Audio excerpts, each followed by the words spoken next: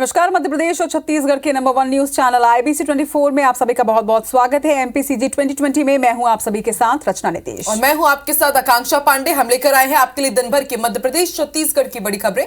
तो आइए शुरुआत करते हैं MPCG 2020 की।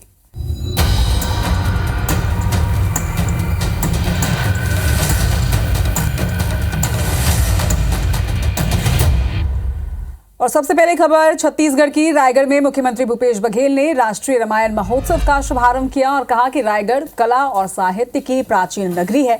रायगढ़ में रामायण महोत्सव का आयोजन होना हम सभी के लिए गर्व की बात है। छत्तीसगढ़ की पहचान नक्सलियों की वजह से या फिर खदानों की वजह से नहीं है, बल्कि हमारी संस्कृति, हमारी सभ्यता बेहद प्राचीन है। यहाँ पर देवगुड़ी है, शैल चित्र है, आदिवासी संस्कृति है और इसको सहेजने का काम सरकार कर रही है।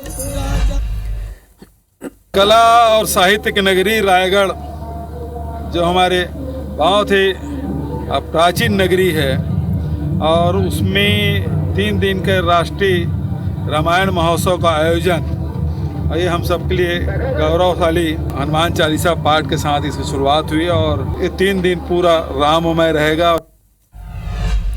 वहीं रायगढ़ में आयोजित राष्ट्रीय रामायण महोत्सव पर बयानबाजी भी जारी है। महोत्सव को लेकर भाजपा प्रदेश अध्यक्ष अरुण साव ने कहा है कि पीएम मोदी की वजह से कांग्रेसियों को मजबूरी में राम की शरण में आना पड़ा, लेकिन कांग्रेसियों के दिल में राम नहीं केवल वोट है और ये वही कांग्रेस है जो राम को काल्पनिक बताते थे। इस पर सीएम भूपेश बघेल ने पलटवार किया।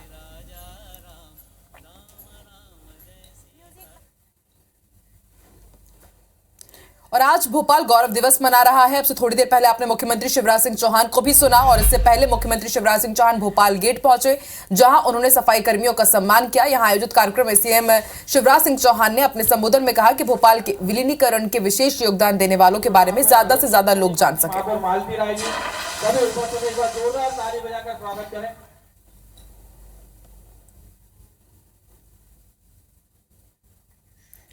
छत्तीसगढ़ बीजेपी के लिए आज का दिन बेहद खास रहा। आज कई हस्तियां बीजेपी में शामिल हुई हैं। बता दें कि भाजपा में शामिल होने वालों में छत्तीसगढ़ी फिल्म के सुपरस्टार पद्मश्री अनुज शर्मा, पंथी नृत्य के कलाकार राधेश्याम बारले शामिल हुए। इसके साथ ही लोक कलाकार कुलेश्वर ताम्रकर, पूर्व IAS राजपाल सिंह त्यागी, पटेल समाज के प्रमुख राजेंद्र नायक, वकील निशांत श्रीवास्तव जैसे चेहरों ने आज बीजेपी की सदस्यता ली। हालांकि इस पर सियासत भी तेज हो चली है और प्रदेश के मुखिया ने यह कहा कि वो पहले से ही बीजेपी के सपोर्टर रहे हैं, इससे कुछ ज्यादा फर्क नहीं पड़ता।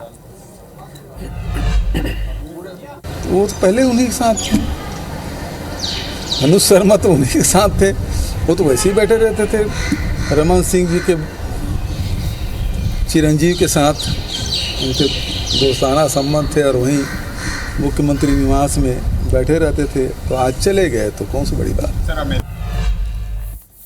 मध्य प्रदेश में आज से प्रदेश भर में लाडी बहरा योजना की स्वीकृति पत्रों का वितरण शुरू हो चुका है। मुख्यमंत्री शिवराज सिंह चौहान ने भोपाल की उत्तर विधानसभा के दुर्गानगर में स्वीकृति पत्रों का वितरण किया। 7 दिनों तक ये स्वीकृति वितरण पत्र वितरित किए जाएंगे और 1 सप्ताह के अंदर गांव के साथ शहर और वार्डों में भी स्वीकृति पत्र वितरित किए जाएंगे। छत्तीसगढ़ में भाजपा इस बार विधानसभा चुनाव स्थानीय नहीं बल्कि प्रधानमंत्री नरेंद्र मोदी के चेहरे और कमल के निशान पर लड़ेगी। भाजपा के प्रदेश अध्यक्ष अरुण साव का कहना है कि भाजपा मोदी के चमत्कारी व्यक्तित्व पर चुनाव लड़ेगी। उन्होंने ये भी कहा कि छत्तीसगढ़ में किसका चेहरा होगा ये तय करना हाईकमान का काम है। मोदी सरकार के 9 साल की उपलब्धियां गिनाने के लिए बीजेपी लगातार महाजन संपर्क अभियान चला रही है। नरसिंहपुर में लोकसभा सांसद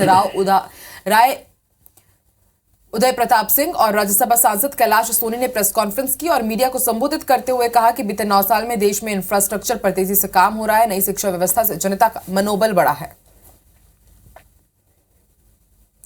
इधर केंद्र में मोदी सरकार के 9 साल पूरे होने पर छत्तीसगढ़ में भाजपा विकास तीर्थ कार्यक्रम आयोजित करेगी, जिसमें छत्तीसगढ़ में 15 साल रमन सरकार और केंद्र में 9 साल मोदी सरकार की ओर से कराए गए काम को भाजपा के केंद्रीय पदाधिकारी देखने पहुंचेंगे।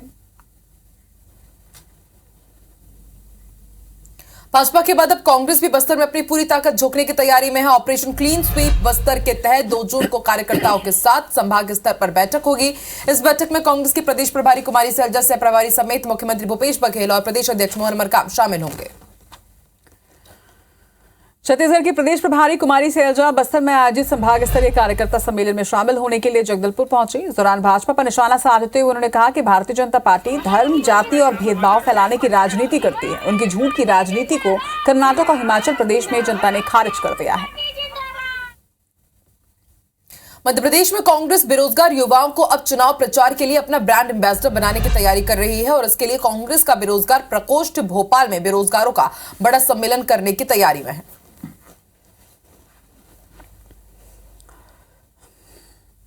खबर बीजापुर से है, जहां पर साल 2018 के बाद करीब 200 बंद स्कूलों को फिर से खोला गया। बीती रात मंत्री कवासी लखमा ने जिले के नक्सल प्रभावित इलाकों के 800 बच्चों से मुलाकात की, जहां पर मंत्री लखमा ने बच्चों से बातचीत भी की और उन्हें हर संभव मदद देने का भरोसा दिया है।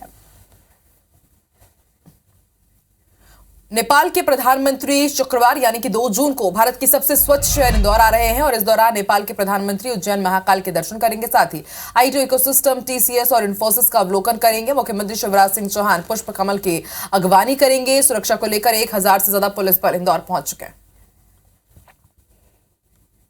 छत्तीसगढ़ सरकार ने रिटायर्ड आईएएस आलोक शुक्ला के संविदा कार्यकाल को 1 साल और बढ़ा दिया है। 30 मई 2020 को उन्हें 3 सालों के लिए संविदा नियुक्ति दी गई थी, जिसका कार्यकाल 1 दिन पहले खत्म हो चुका है। सामान्य प्रशासन विभाग ने उनके एक्सटेंशन का आदेश जारी कर दिया है।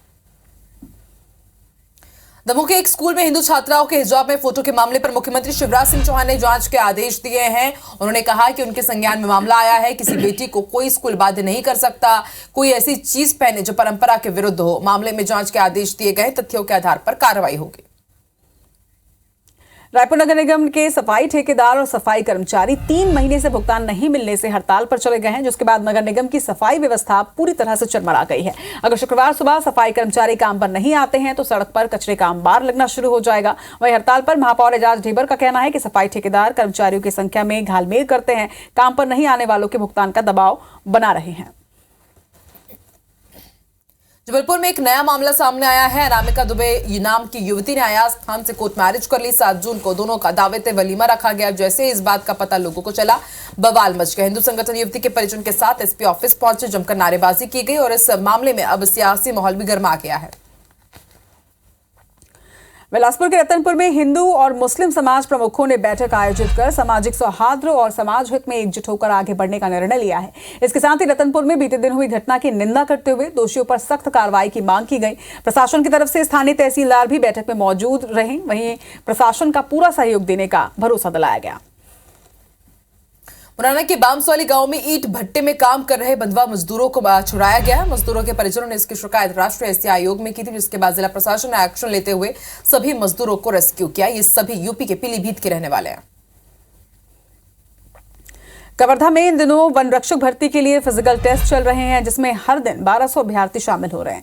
वन विभाग द्वारा लिए जा रहे फिजिकल टेस्ट के दौरान 200 मीटर दौड़ में 2 अभ्यर्थियों के फिजिकल टेस्ट के नतीजे काफी चौंकाने वाले रहे। दरअसल 200 मीटर की लंबी दौड़ को उर्मिला ने 14.7 और उज्जवल ने 19.6 सेकंड में ही पूरा कर लिया, जो अपने आप में एक विश्व रिकॉर्ड साबित होता है।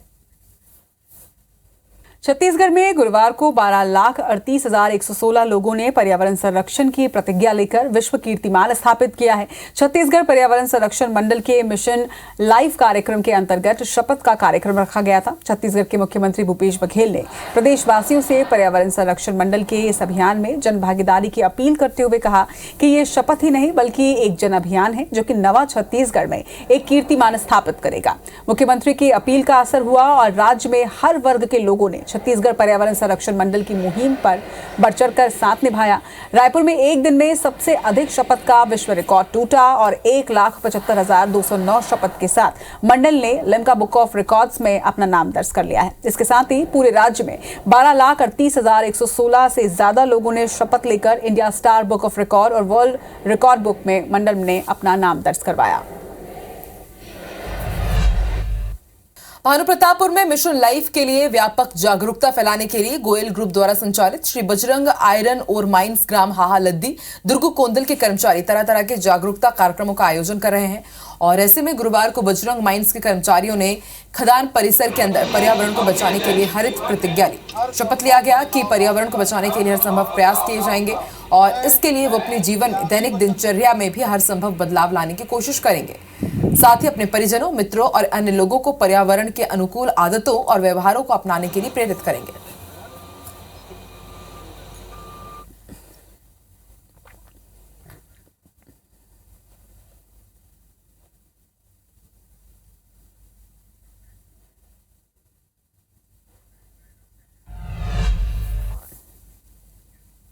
और अब बात पहली बार आयोजित हो रहे राष्ट्रीय रामायण महोत्सव की। बता दें कि रायगढ़ में मुख्यमंत्री भूपेश बघेल ने महोत्सव का शुभारंभ किया। ऐतिहासिक रामलीला मैदान में आयोजित रामायण महोत्सव का थीम अरण्य कांड पर आधारित है। और महोत्सव के तीनों दिन सामूहिक हनुमान चालीसा का पाठ होगा और समारोह के आखिरी दिन केलू महाआरती और दीपदान का आयोजन होगा। राष्ट्रीय रामायण महोत्सव से जुड़ी सभी जानकारियां हम लगातार आप तक पहुंचाते रहेंगे। आप देखते रहिए IBC 24।